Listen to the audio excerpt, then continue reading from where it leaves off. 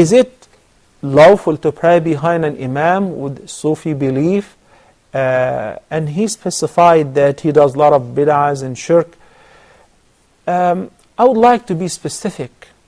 I'm always reluctant and I'm afraid to accuse people of shirk simply because somebody said this is shirk, or we hear rumors about the person. I like to verify things before judging others. I don't like to be judgmental in the first place, but you're talking about somebody whom I'm going to pray behind him. So people say that he does this and this and that. He said that he believes in Waliullah. I believe in Waliullah. All Muslims believe that Allah has awliya. Allah subhanahu wa ta'ala said in the Quran, أَلَا إِنَّ أَوْلِيَاءَ اللَّهِ لَا خَوْفٌ عَلَيْهِمْ وَلَا هُمْ يَحْزَنُونَ الَّذِينَ آمَنُوا وَكَانُوا يَتَّقُونَ. Every person who is a true believer, who fears Allah subhanahu wa ta'ala and keeps his duty to him, is a wali to Allah subhanahu wa ta'ala. Means Allah supports him, Allah protects him.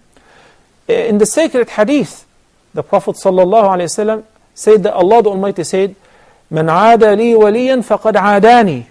Whoever opposes or declares enmity against one of my awliya whom I protect, then he's actually opposing me.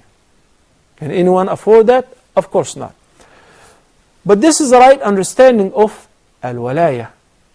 The false understanding of certain people who go to the graves in order to seek the blessing from dead people, even if those dead people were the most righteous people on earth.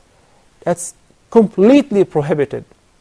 And as a matter of fact, there are straightforward verses from the Quran and a hadith from the Prophet sallallahu alaihi wasallam who prohibited that.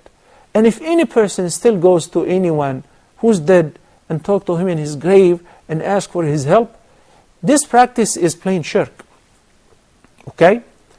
If somebody does so and we explain to him and say, well, I believe in that and I'm going to continue doing that, then he chose to be practicing an act of shirk.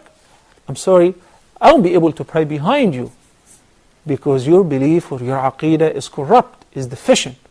So the person chose to oppose Allah and His Messenger sallallahu alaihi wasallam. How can he lead the prayer? Unfortunately, this is very common in many places in the Muslim world.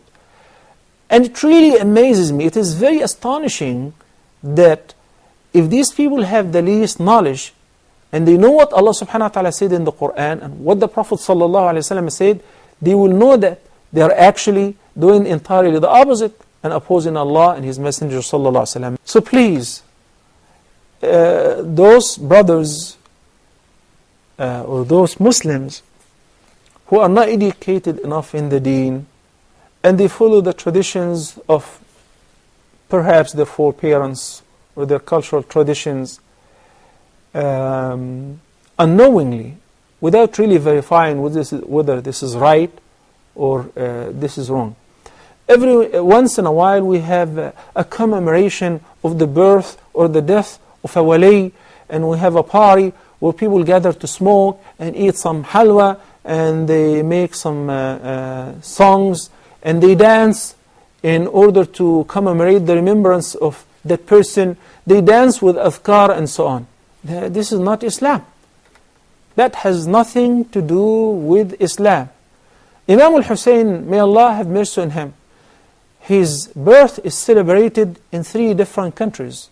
Celebrated in Iraq, celebrated in Syria, is celebrated in Egypt, and each place claimed that his body is here or there. In Egypt, they have a place, and his so-called grave is inside one of the very prominent masajid, where people come from various parts of the world literally to perform pilgrimage there.